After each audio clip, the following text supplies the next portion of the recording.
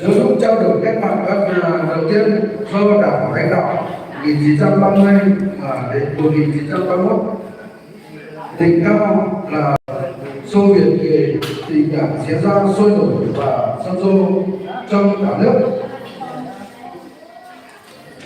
Ngày 18 tháng 11 năm 1930, Ban Thường vụ Trung ương Đảng Cộng sản Đông Dương ra chỉ thị về vấn đề thành lập hội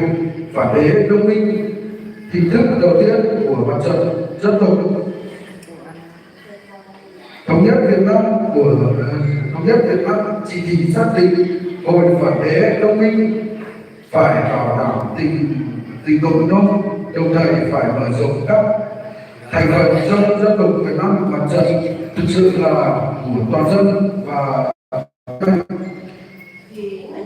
giai cấp vô sản lãnh đạo của cách mạng, từ sản xuất quyền toàn dân lại thành một lực lượng tổng số. Khi cuộc cách mạng cũng có thành công, hội phản đế đông minh là hình thức tổ chức đầu tiên của mặt trận dân tộc thống nhất Việt Nam. Từ đó tới đây, khi có những ý và tên gọi khác nhau cho phù hợp với nhiệm vụ của thời kỳ cách mạng, nhưng mặt trận dân tộc thống nhất Việt Nam luôn là nơi của các giai tầng xã hội vì mục tiêu lớn của dân tộc.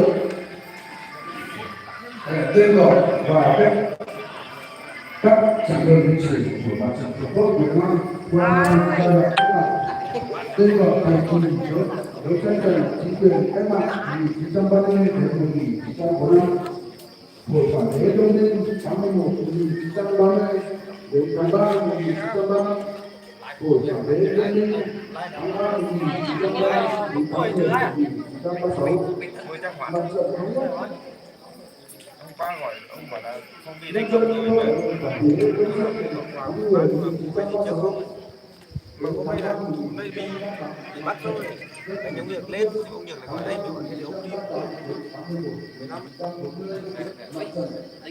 rất là chính giác mà ông anh mà lại ăn veo được được thế là mai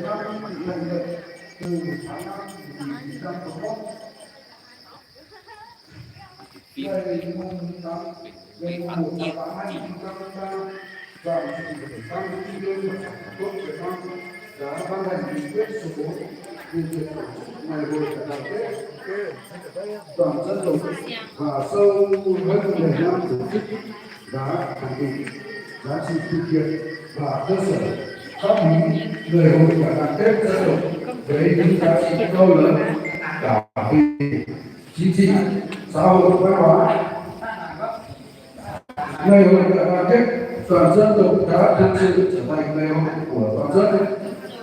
được tổ chức tại 100% các khu dân cư trong toàn tỉnh.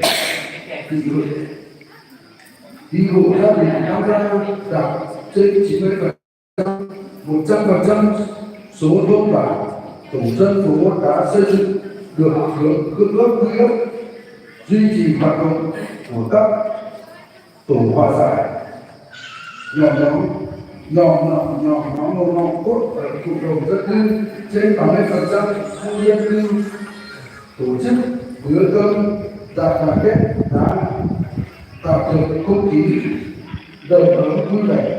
phấn khởi, gắn kết tình làng nghĩa xóm.